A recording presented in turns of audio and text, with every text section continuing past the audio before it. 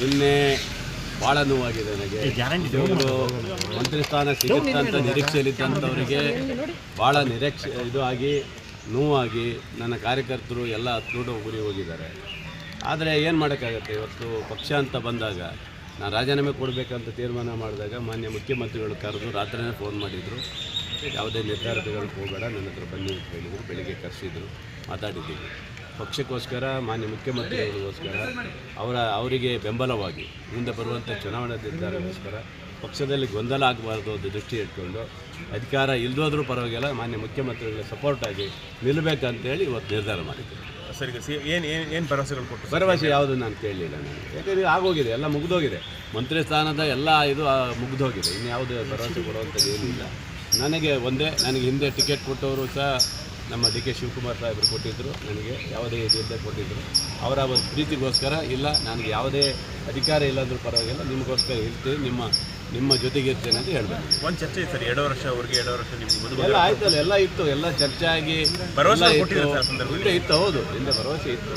ಸರಿ, ಮುಂದೆ ನಿಮಗೆಲ್ಲ ಅವಕಾಶ ಮಾಡಿಕೊಡ್ತೀನಿ ಅಂತ ಹೇಳಿದರು.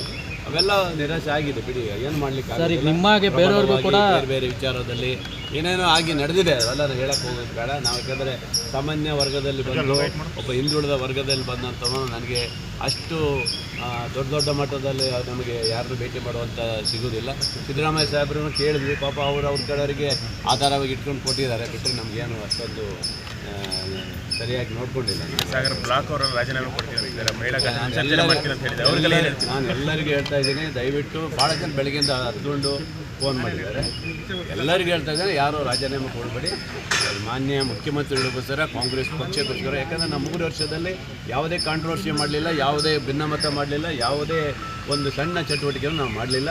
ಅದಕ್ಕೋಸ್ಕರ ಪಕ್ಷಕ್ಕಾಗಿ, ಪಕ್ಷ ನಿಷ್ಠೆಗೋಸ್ಕರ ಮಾನ್ಯ ಮುಖ್ಯಮಂತ್ರಿಗಳು ಏನು ಹೇಳಿದ್ದಾರೆ ಅವರಿಗೋಸ್ಕರ ನಾನು ನಿಷ್ಠೆಯಿಂದ ಪಕ್ಷದಲ್ಲಿ ಇರ್ತೇನೆ. ಸರ್, ಈಗ ನಿಮಗೆ ಬೇರೆಯವರು ಕೂಡ ಸಚಿವ ಸ್ಥಾನ ಆಕಾಂಕ್ಷಿ ಆಗಿದ್ರು. ಈಗ ಅವ್ರ ಕಾರ್ಯಕರ್ತರೆಲ್ಲ ಆತ್ಮಹತ್ಯೆ ಮಾಡ್ಕೊತಿದ್ದಾರೆ.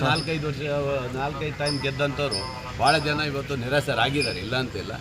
ಏನು ಮಾಡ್ತಾರೆ, ಪ್ರಬಲವಾಗಿರುವಂಥವರಿಗೆ ಅವಕಾಶಗಳು ಸಿಗುತ್ತೆ. ಅದರಿಂದ ನೋವಾಗಿದೆ. ಅದರಿಂದ ನಾನು ಮಾತ್ರ ಮಾನ್ಯ ಮುಖ್ಯಮಂತ್ರಿಗಳಿಗೋಸ್ಕರ ಪಕ್ಷಕ್ಕಾಗಿ ನಿಷ್ಠೆಯಿಂದ ಇವತ್ತು ಸಾಮಾಜಿಕ ನ್ಯಾಯ ಎಲ್ಲಿಗೆ ಬಂತು ಸರ್ ಅವಾಗ ಅಲ್ವಾ?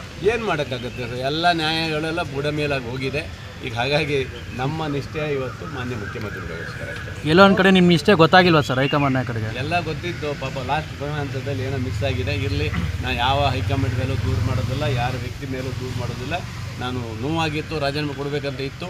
ಮಾನ್ಯ ಮುಖ್ಯಮಂತ್ರಿಗಳಿಗೋಸ್ಕರ ಇವತ್ತೆಲ್ಲವನ್ನು ಬಿಟ್ಟು ಪಕ್ಷಕ್ಕಾಗಿ ನಮ್ಮ ಮುಖ್ಯಮಂತ್ರಿಗಳಿಗೋಸ್ಕರ ನಿಷ್ಠೆಯಿಂದ ಕಾರ್ಯಕರ್ತನ ಕೆಲಸ ಮಾಡಿ. ಕ್ಷೇತ್ರದಲ್ಲಿ ಜೋರಾಗಿ ಮಳೆ ಆಗ್ತಿದೆ, ಗುಡ್ಡ ಕುಸಿತ ಕೂಡ ನಿಮ್ಮ ಕ್ಷೇತ್ರದಲ್ಲಿ ಆಗಿದೆ. ನನ್ನ ಕ್ಷೇತ್ರದ ತೀರ್ಥದಲ್ಲಿ